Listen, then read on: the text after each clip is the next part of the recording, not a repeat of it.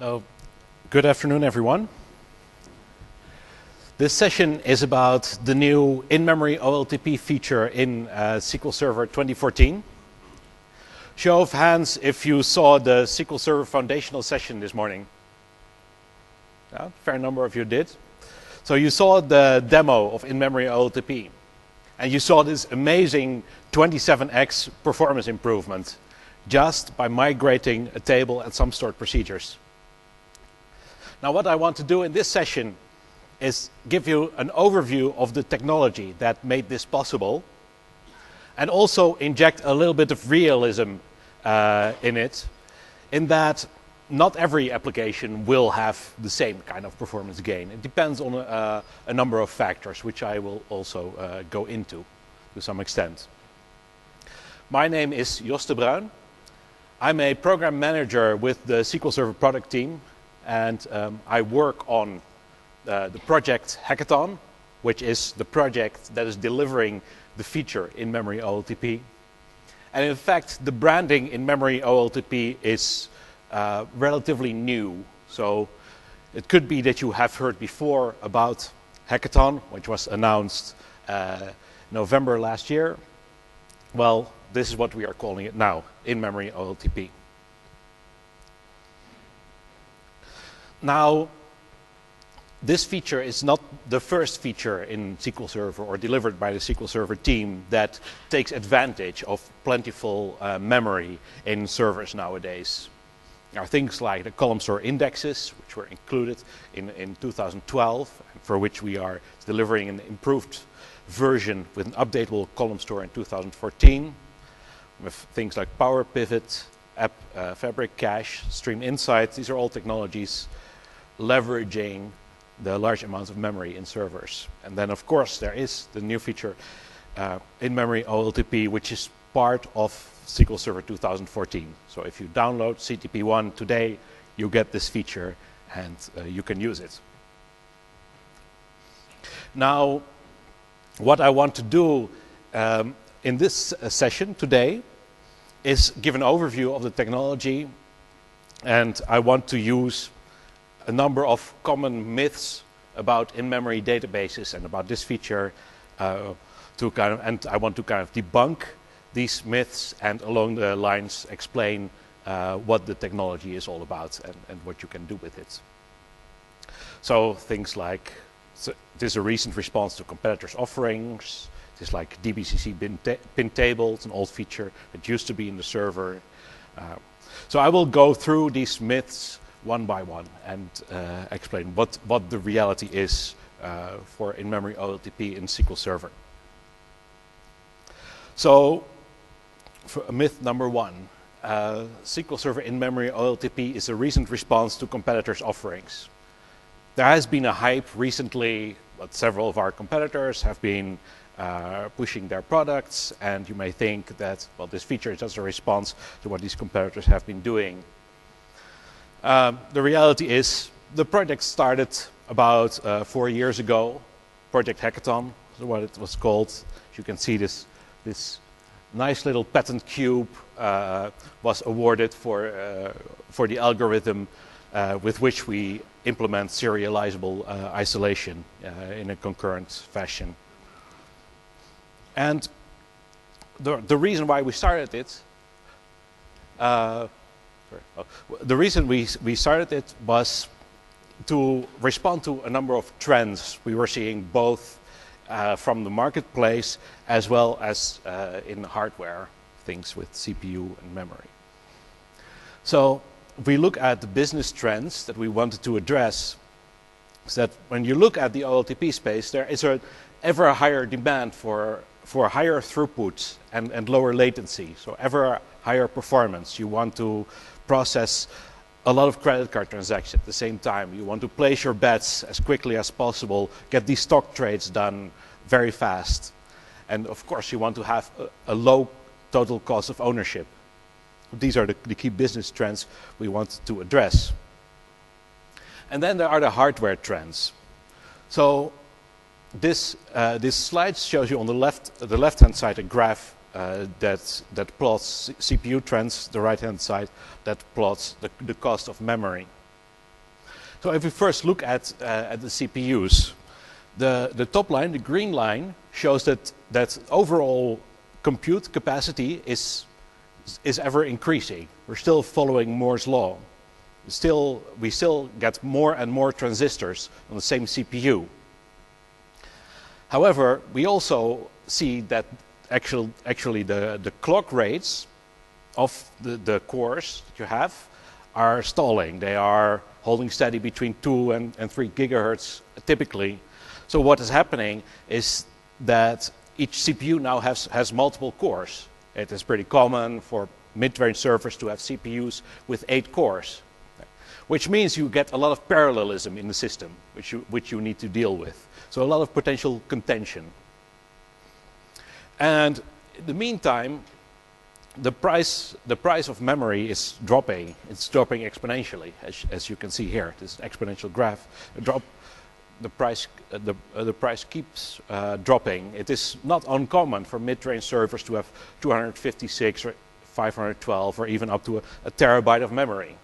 And I've heard from people who are complaining that their servers don't support more than 3 terabytes of memory. So more and more memory is being used in servers nowadays. So these are the trends we want to take advantage of with in-memory OLTP. So if I want to summarize briefly what the feature is. So first off, it is a performance feature. It does not give you more functionality, no, it gives you performance for your OLTP workloads. Second, it is optimized for main memory. All the tables that you want to have use in-memory OLTP all need to fit in memory. And our data structures and algorithms are optimized with the assumption that everything is in memory. And of course, it is targeted for OLTP scenarios, so short-running transactions, relatively simple queries, integrated into SQL Server. So you have one server that has everything. So for example, you can have in your same database, you can have in-memory tables, but also disk-based tables. So we don't, for example, limit the overall size of a database. And architecture for modern hardware trends. So data can fit in memory, and we work with the many cores in the processors by removing contention between concurrent threads. Now, many people think when you say, hey, I have an in-memory feature in SQL Server, many people ask, is this like the old feature DBCC PINTABLE? There's an old feature which we removed from SQL Server a long time ago. But what this feature did was it pinned your table in memory. So all the pages of all the indexes of the table would remain in the buffer pool, would never be phased out. The reality is, it's nothing like that.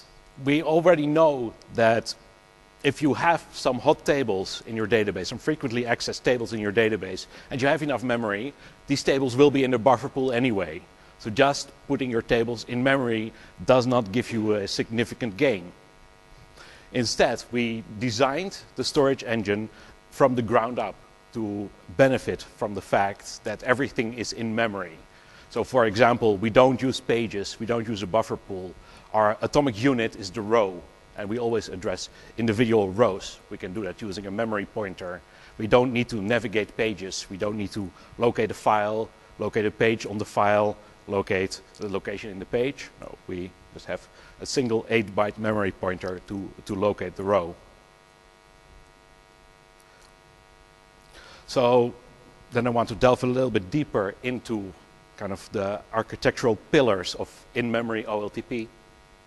So at the bottom here you see the drivers, the main hardware drivers as well as the main business driver. So we have the decreasing price of memory, stalling CPU clock rates, so individual cores cannot do more work. We cannot expect them to have more cycles available.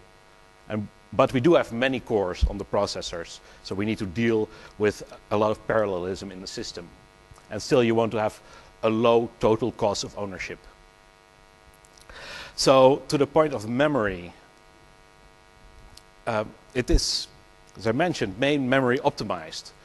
So our data structures are built in such a way that we can get to the data very quickly in memory. We don't have pages and indexes. This is a very important point. Indexes on memory optimized tables exist only in memory, and they are rebuilt when the server restarts. But apart from that, they exist only in memory, so they're never stored on disk. And we don't have a buffer pool, and because we don't use page-based data structures, we can use stream-based storage. So what we do is we have append-only files to store the durable data. You may wonder, why do we even store this data on disk? Isn't this a main memory feature? Well, we don't want your data to get lost just because the server crashes. So we do persist a copy of your data on disk to maintain the durability of your data on server crash or on failover. But because we have these append-only files, we can optimize for sequential I/O. So you can have even spindles. As long as they have a good sequential I/O, you can use those for your data files. Now, the second point we wanted to address is the stalling CPU clock rate. When you see the CPU clock rate stalls, then the question is, how can you do more with the cycles that you have available? And our answer is, we compile T-SQL stored procedures to machine code. So we take a T-SQL stored procedure, we compile it to a DLL, load it in memory, and then invocation of the stored procedure just becomes a function call into the DLL directly. This greatly optimizes the execution of the stored procedures. Easily 10 to 30-fold increase of performance in the pure execution of the procedure. And then the fact that we have so much parallelism means that in typical traditional SQL Server disk-based tables, you get a lot of contention. Because you have a page-based organization, you have many threads coming in that want to access the same page, and you get a lot of latch contention between these threads. Plus, SQL Server typically uses locking to guarantee consistency between transactions, and this also makes threads wait for each other. With In-Memory OLTP, we said we want frictionless scale-up, which means we want just the ability to add processors and scale linearly, which means there cannot be contention between the threads. We don't want threads to wait for each other. So we have a novel transaction mechanism called multi-version optimistic concurrency control. So we use multi-versioning to get rid of the contention between the different threads. And it is optimistic in the sense that we don't want one thread to wait for another. So it will just assume that the other thread will succeed. And if there is a conflict between two transactions, we detect that conflict. And one of the transactions will fail. We'll need to restart. But this gives us a lot of benefits. So, for example, if you don't need to keep track of latches and you don't need to keep track of logs, it means you also don't need a log manager. You don't need the overhead of acquiring the logs, releasing the logs and the latches, and so forth. So this gives us also a lot of benefit in performance. And then, finally, the feature is fully integrated into SQL Server. So the new memory optimized tables are just T-SQL tables. They're just there in your database. You can just query them. You can manage them using the same tools that you are used to. Management Studio and other tools like SSIS will simply work with the new memory optimized tables. Plus, you can have in the same database both memory optimized in-memory tables and traditional disk-based tables. Which means that you are not limited to the size of your memory when you consider the size of your database. So your database can be much larger than your memory, as long as your hot tables fit in memory. And in addition, course, you get integrated HA, so integration with always-on availability groups, and also things like backup, restore, attach, detach simply work. Okay. So that brings me nicely to the third myth I wanted to address, is that in-memory databases are new separate products. So you may have heard of some of our competitors bringing out in-memory databases, and typically they are a new product. You need to learn a new language, need to learn your new tools, all these things. But we are fully integrated into SQL Server. So I want to explain a little bit deeper what we mean with full integration into SQL Server. So in fact, we integrate fully into the SQL Server engine. This big gray box in the middle represents the SQL Server.exe process. This is the SQL Server engine. This engine takes care of things like the connection handling, you have your parsing, query optimization, query execution, and then on the storage side, these queries are typically executed against the buffer pool, where the pages from tables and indexes are kept in memory. And SQL Server takes care of moving data between disk and the buffer pool. And in the middle, we have the transaction log is depicted. So you have, of course, in your data files, you have the data in your tables. You also have your indexes. And the transaction log contains all the operations on your tables and on your indexes.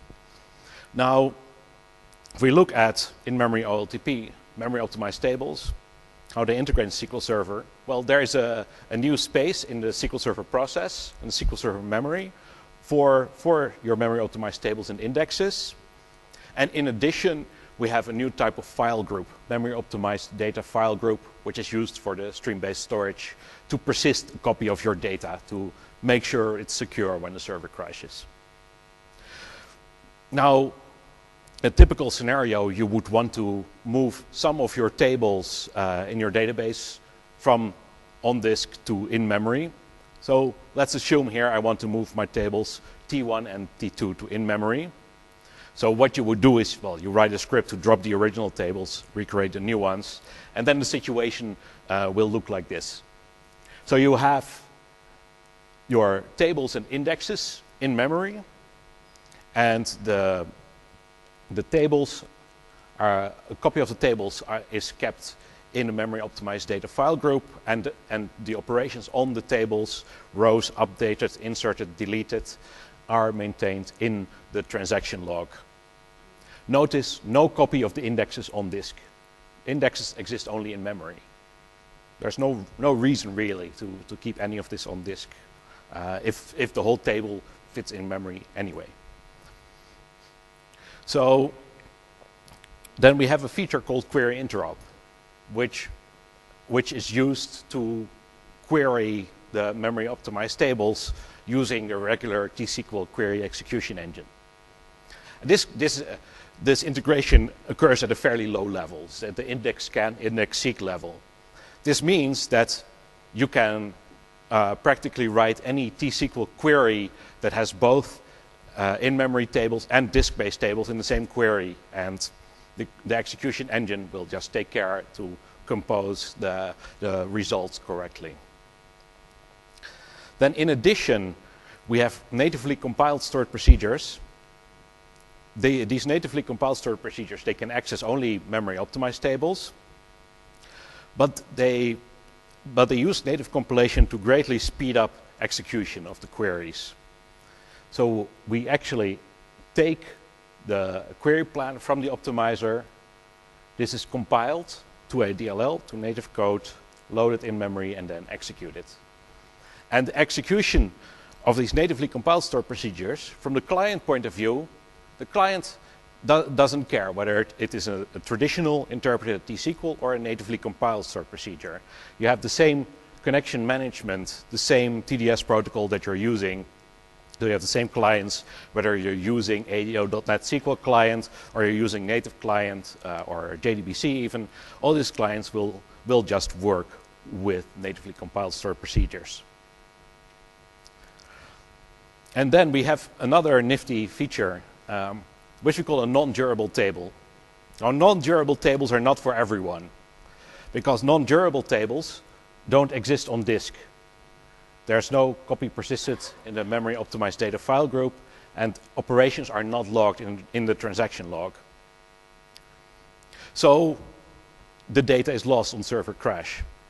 However, what you gain here is that transactions do not need to do any I/O. So the log I/O goes out of the critical path for the transactions.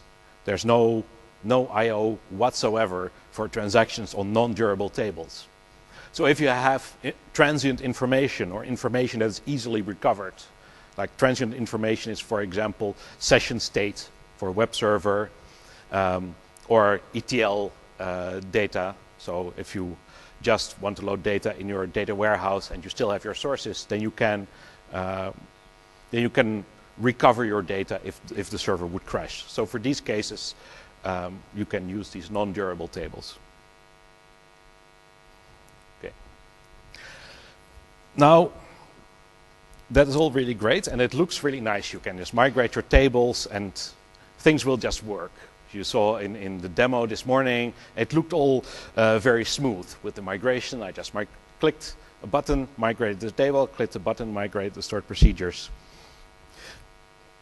Now, it's not always that simple, and in fact, you will always need to do some work at least. You will at least need to enable your database for in-memory OLTP, and you will need to mark your tables as memory optimized.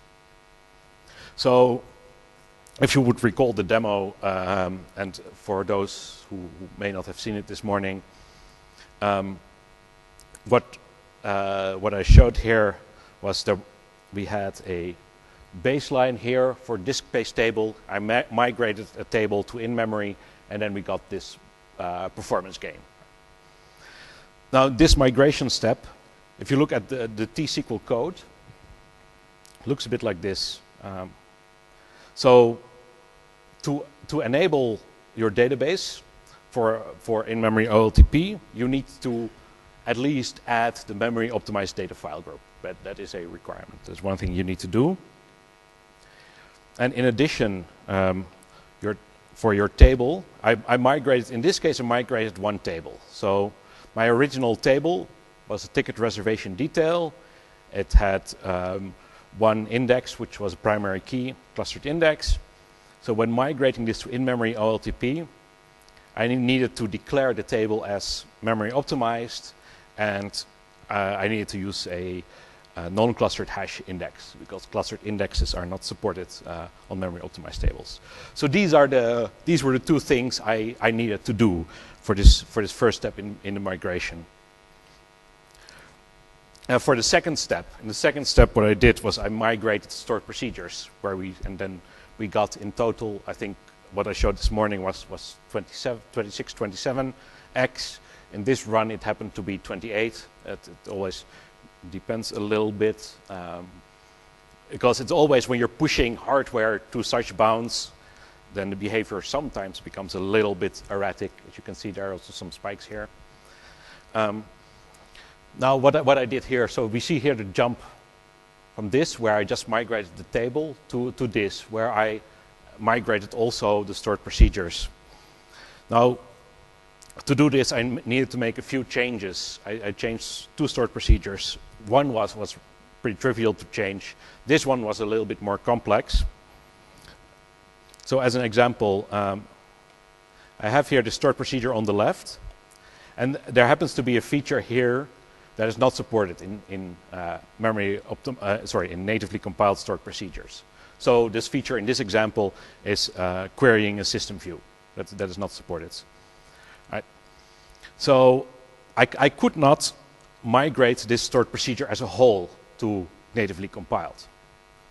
So instead, what I did in this case is I pulled out part of the stored procedure. So I pulled out this red section here, this loop, and I moved this to a new natively compiled stored procedure. And you see here the syntax has a native compilation and some other required elements. And then in the original stored procedure, I replaced the T-SQL logic with a call to this stored procedure. So this hopefully gives you a flavor of the kind of changes that are needed if you are going to migrate to in-memory OLTP. It doesn't come for free. And typically, as also the case, the more effort you're willing to put in, the more potential gain you can get. Like, it is often relatively painless to migrate your tables, but if you want to get the full benefits, you want to migrate your stored procedures as well, which is often going to be harder. Okay. Then, the fifth myth I want to address is, well, since my tables are in memory, my data is not durable. It's not going to be highly available. So I will lose it after my server crashes. Well, data in memory optimized tables is fully durable, period. You have the same guarantees as for disk-based tables. The same high availability, including always on. Data is persistent on disk. It will survive server crash. So then the next question that would come to mind is, well, you are persisting this on disk anyway, so you are doing the I/O. So where does my performance improvement actually come from when using in-memory OLTP? So I have here another depiction of the same architecture I showed before, where we have the SQL Server engine, which has the memory optimized tables and indexes, and here we have the engine, the storage engine for memory optimized tables and indexes, and we have a natively compiled stored procedures, query interop, etc. At the top, the connection layer; at the bottom, the memory optimized data file group for a persistent copy of your data.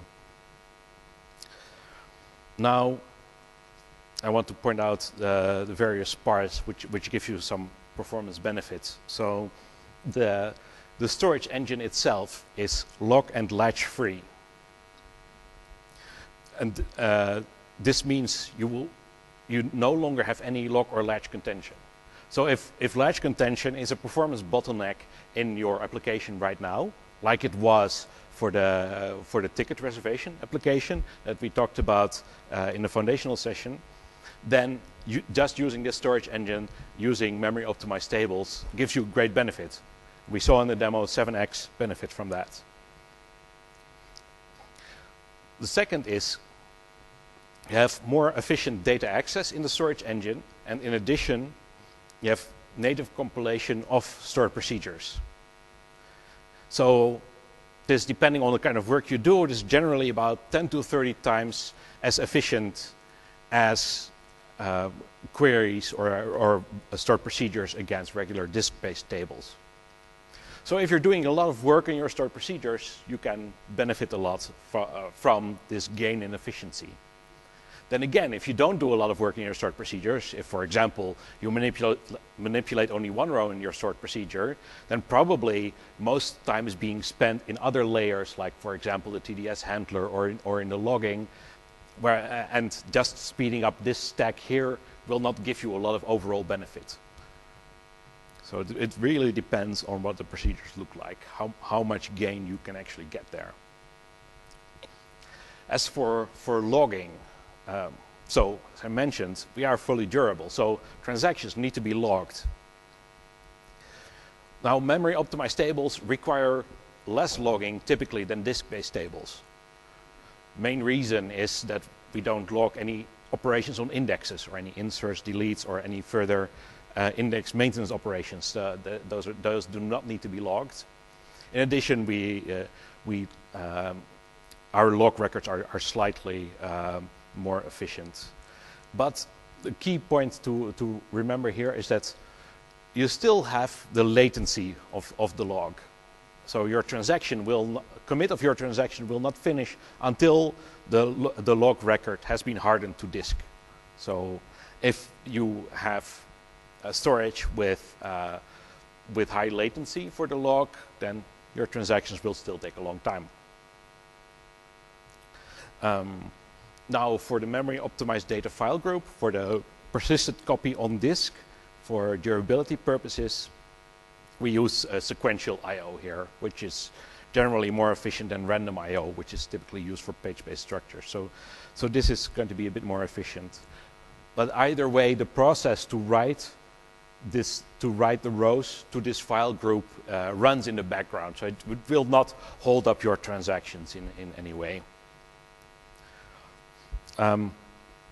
One thing also to bear in mind here is that we have not made improvements in the communication stack, TDS handling, the connectivity layer.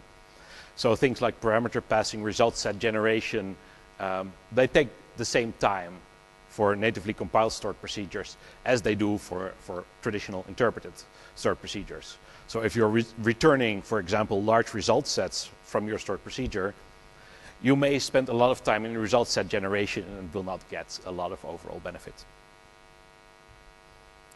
So now I want to show or delve a little bit into the performance gains that we saw in the demo itself.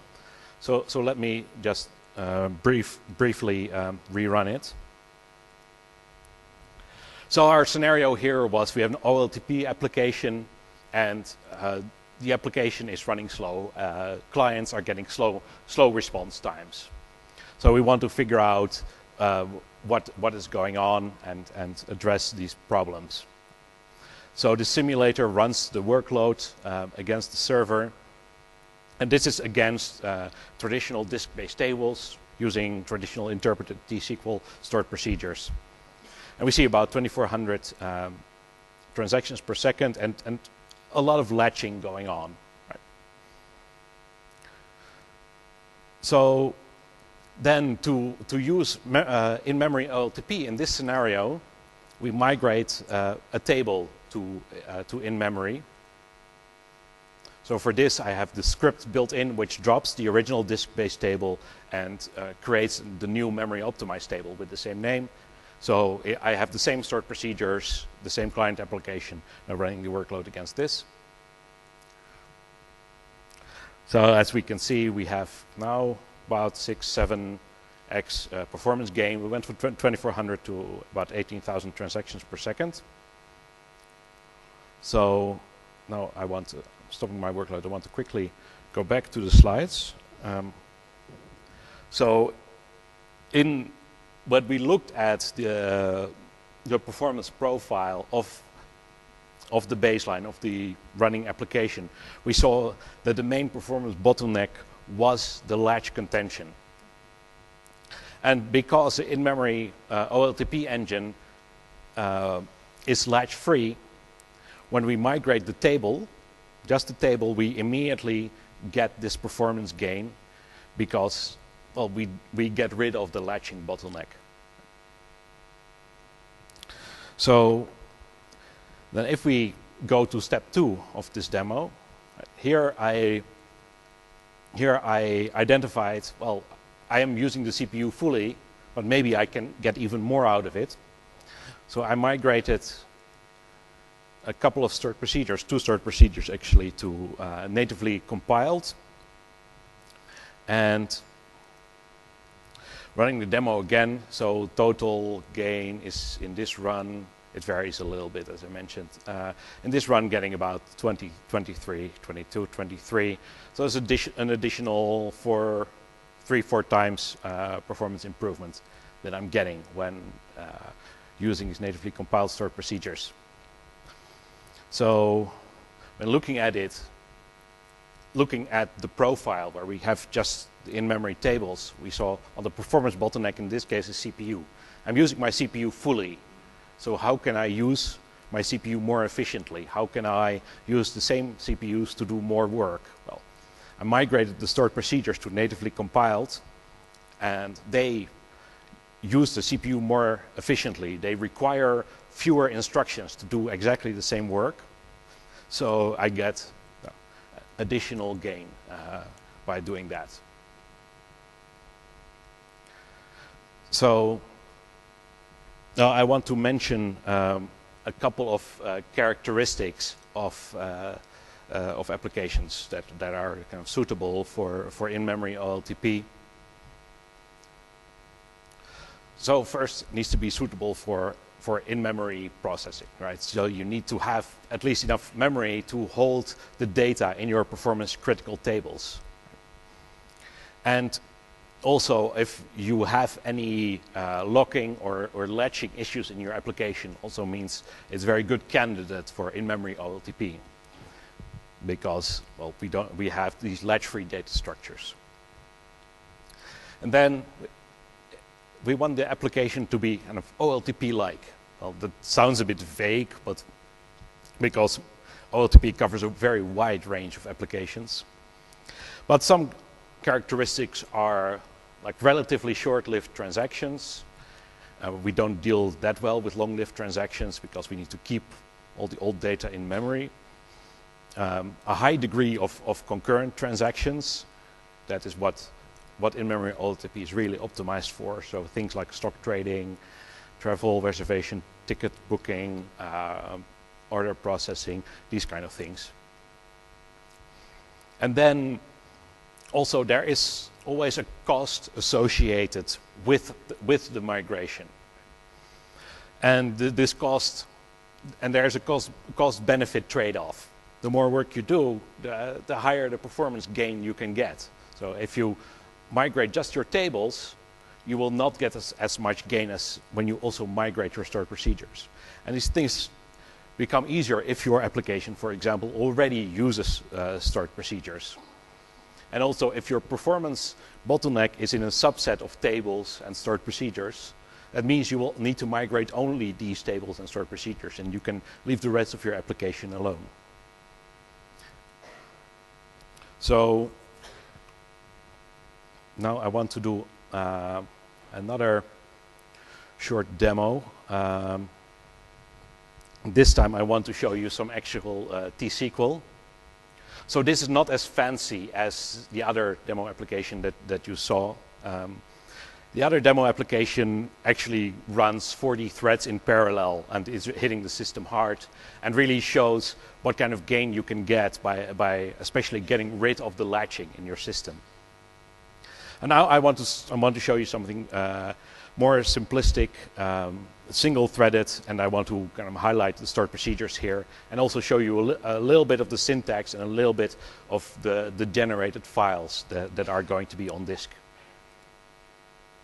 So I have here my database called IMOLTP.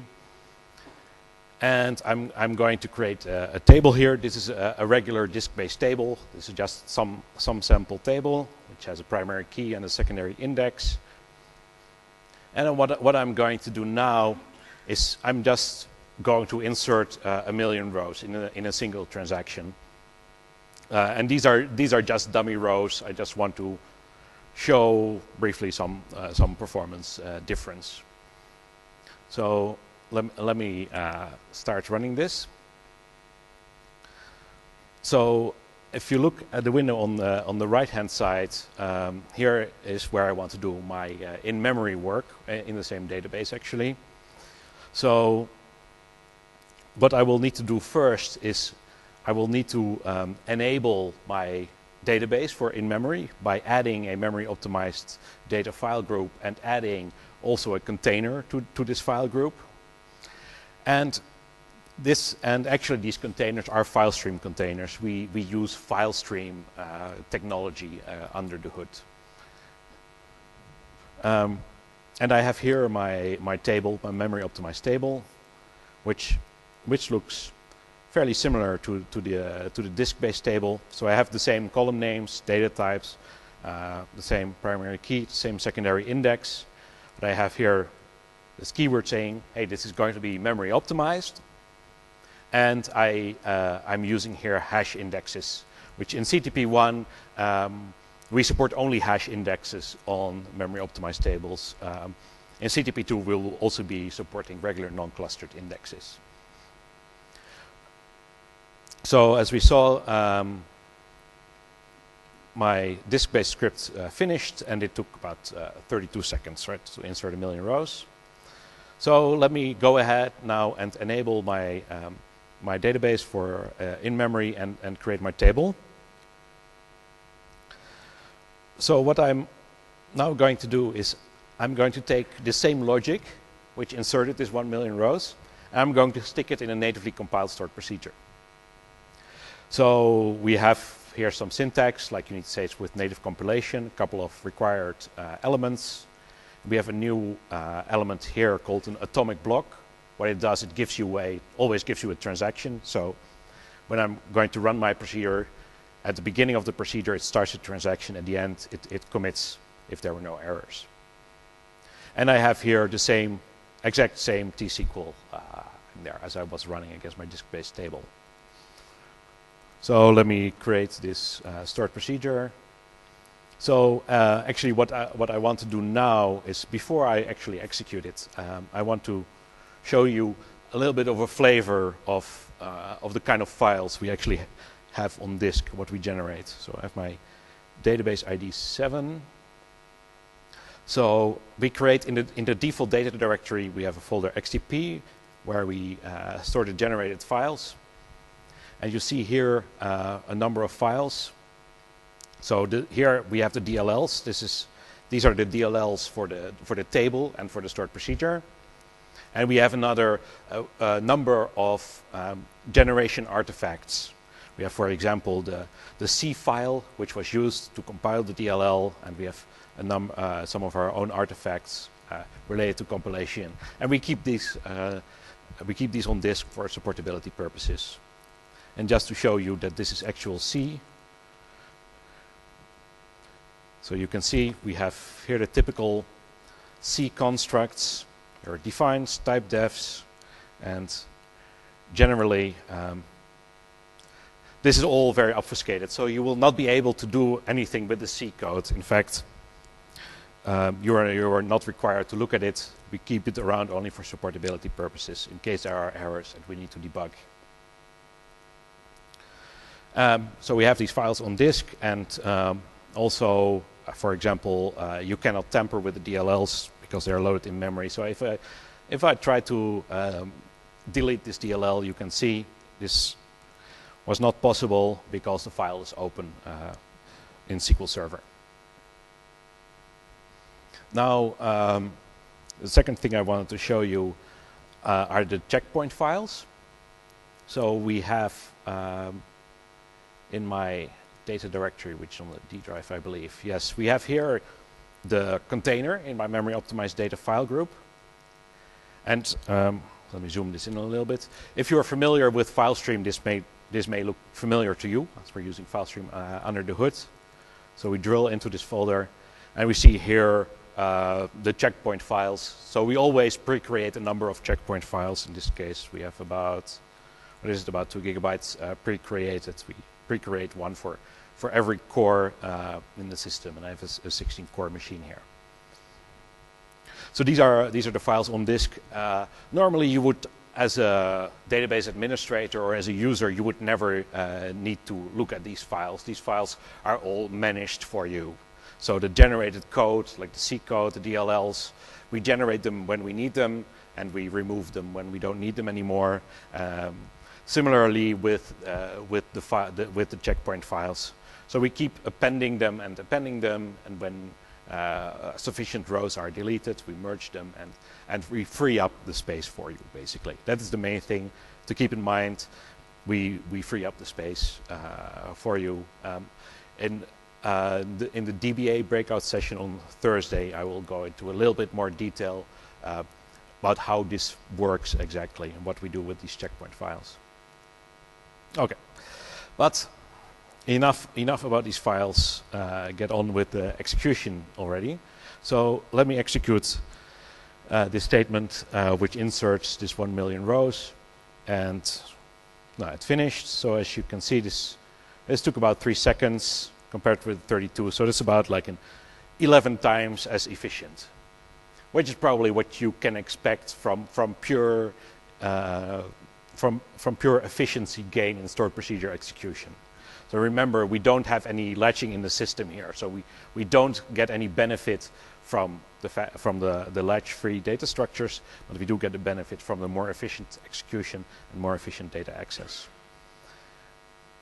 And to show you that we indeed have 1 million rows in there, well, we have 1 million rows on the left-hand side, on the right-hand side, also on the left-hand side.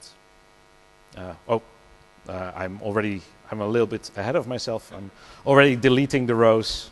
So now let me also run the delete on the other side. So yeah, as you can see, the delete is also fairly efficient. Delete is especially efficient for memory optimized tables, because all we need to do for deleting a row is just mark the row as deleted. We don't need to update any index structures in place, and we don't need to modify any pages or anything like that. And we have then a garbage collection process which asynchronously cleans up the deleted rows. Okay. So so this was kind of the main content for this session. So we have lots of time for questions and answers. I do want to mention some of the related sessions. So tomorrow we have a session about developer concerns for in-memory OLTP, where I will go into the data structures in a bit more detail about how to create tables, how to access tables, what to do with your regular queries, what to do with your natively compiled stored procedures. And then also a very important point is the transaction semantics, because we have this log-free concurrency system. So we have, instead of one transaction having to wait behind the log of another transaction, we have that one transaction wins and the other loses, and it will fail, need to be retried. The second related breakout session is about DBA concerns. That is all about memory. Like, how much memory do you need? How much do you need to provision? How do you manage your memory, also in multi-tenant situations, and also storage. So how much storage space do I need? What kind of disks do I need for my data files and for my log files? We also have a hands-on lab. As you can see, there's still a little bit left of the old code name. So the hands-on lab still is titled SQL Server Project Hackathon. So you can try that out at your leisure. I will be at the booth in Server and Cloud Tools this evening, also on Friday. Of course, I'm also available after the sessions, and I will actually also be presenting these two breakout sessions mentioned here. I will be the Ask the Experts as well. So your resources, I guess you've seen this, evaluation. So you can scan this, please evaluate the session. And I will now open it up for Q&A. We have questions. I think I see a question there.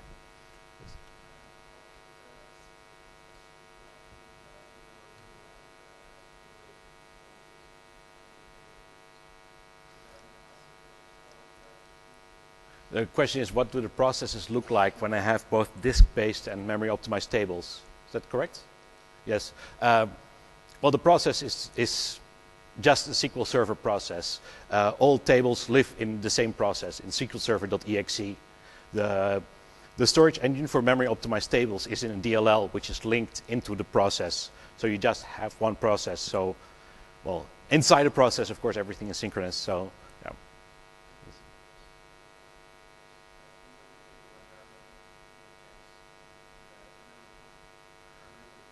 Oh, the question is on transaction processing.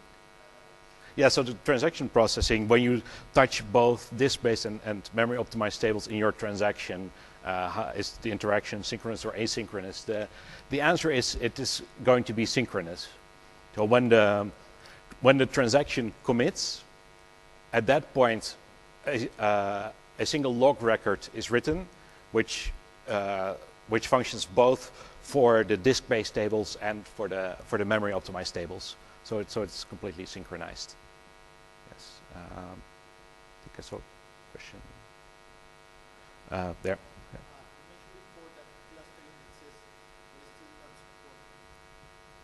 Yes, the question is clustered indexes are not supported, correct? Yes, that is correct. Clustered indexes are not supported because now clustered indexes.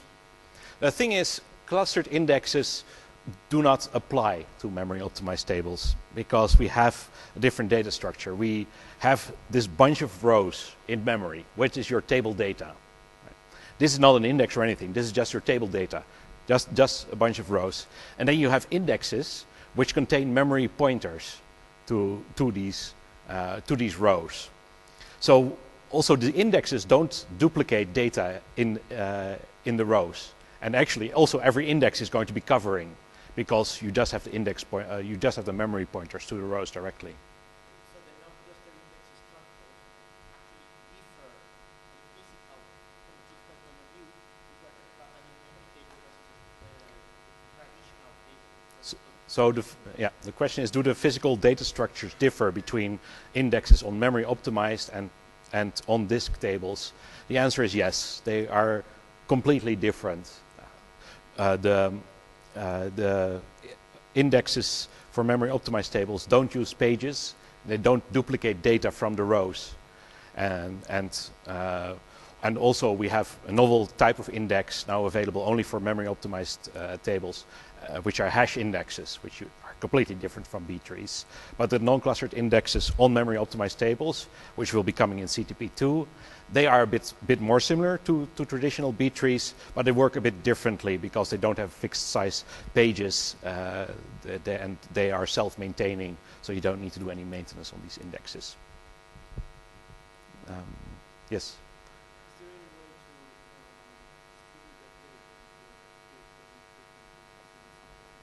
The question is there a way to distribute data if your data doesn't fit in memory? Yes, I'm afraid that with this V1 you will, or with SQL 2014, you will need to do it yourself. We hope to do it automatically for you in the future, but you can certainly have a hot table in memory and a cold table on disk, and just create a union all view of the two, and then it will look like a single table. Yeah, but you will need to take care of the movement between the two tables yourself. Yes. The question is, can TempDB benefit from this new technology? Yes, absolutely. Unfortunately, we are not at the stage yet where we can wholesale put TempDB in memory, because the surface area supported by TempDB is much bigger than can be supported by In-Memory OLTP at this point. However, there are some ways you can already leverage it in places where you would now use temp tables, like you can use memory optimized table types. So you can create a table variable based on a memory optimized table type and use this in your regular transactions. That's just going to work. Let's see, question there.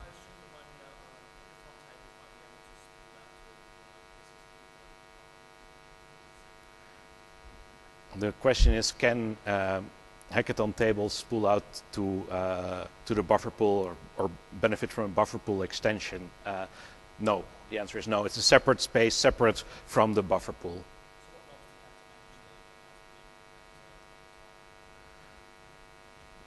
So the question is, what knobs do you have to manage memory for memory optimized tables? We will be leveraging a resource governor. We're extending it to be able to associate a database with a resource pool and to have a cap on memory for the resource pool. So you would typically create a resource pool for your database, associate your database with it, and say, hey, you cannot use more than, let's say, 50% of max server memory. It's not at the table level, no. It's at the database level. Also, this feature is coming in CTP2, so CTP1 does not yet have the memory management. Further questions? Yes.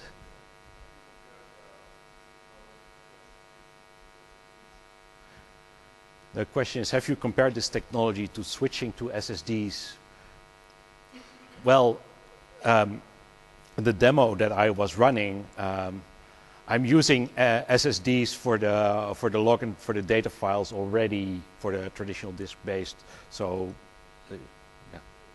yeah, we assume that. So this in-memory OLTP is a pure performance scenario. So it is for people who really need the performance and who have worked hard already to optimize their application for performance. So they will definitely already use SSDs for the log, which, of course, you will need SSDs for the log, otherwise you will not get a high throughput. So yeah, we are assuming you're already using SSDs, basically, for the log at least. Yeah. Further questions? Yes? The option for memory is at the table level. How about partitions?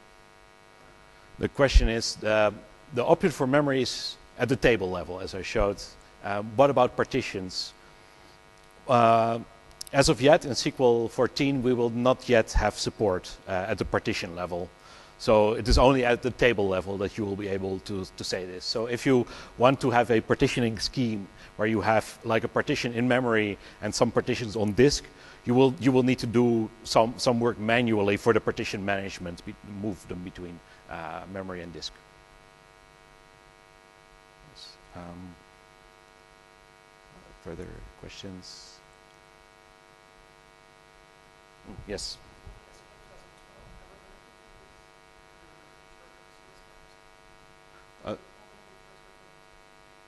Will SQL Server 2012 also benefit from this technology? No, this ships as part of SQL Server 2014. It will not be included in the service pack for 2012. So it's a good reason for you to upgrade. Yes. Is this only available in Enterprise Edition? Yes. Also developer and eval, but it is not going to be in standard. Yes.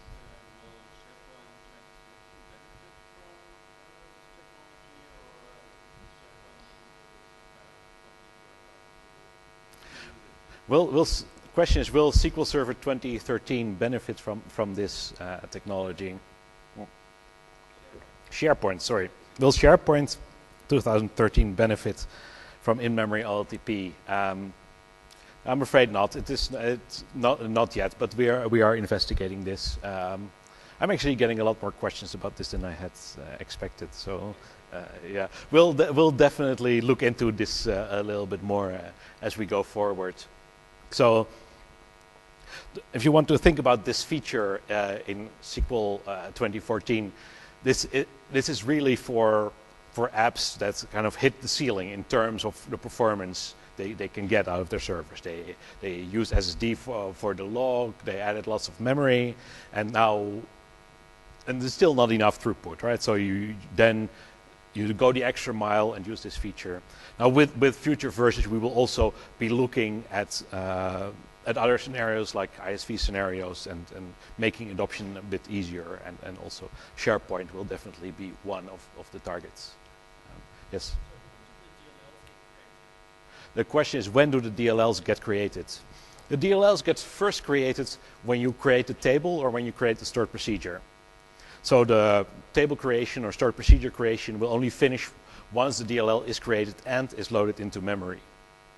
Now, when the server crashes or shuts down and restarts, then we actually recreate the DLLs. We don't keep them around because we don't want people to be able to tamper with them. So we recompile the table DLLs during database recovery. And after that, the stored procedure DLLs are recreated at first execution.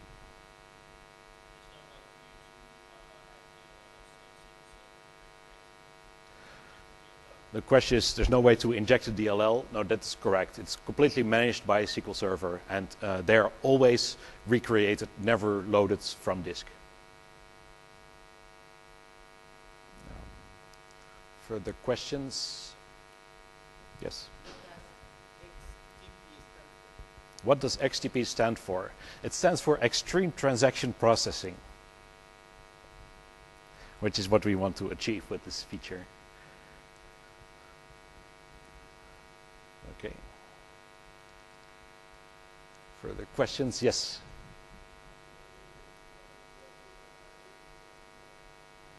What's the question? Does this technology work with high availability? Yeah, this is not yet in CTP 1, but in CTP 2, in-memory OLTP will be fully integrated with always-on availability groups. So we will not integrate with mirroring because we're deprecating the feature, but it's integrated with availability groups. Also, failover clustering will be supported as well as log shipping.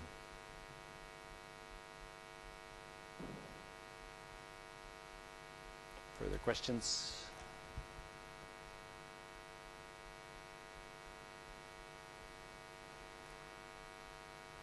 No? Okay, well then I thank you very much. I think we're a bit early, so have a longer break.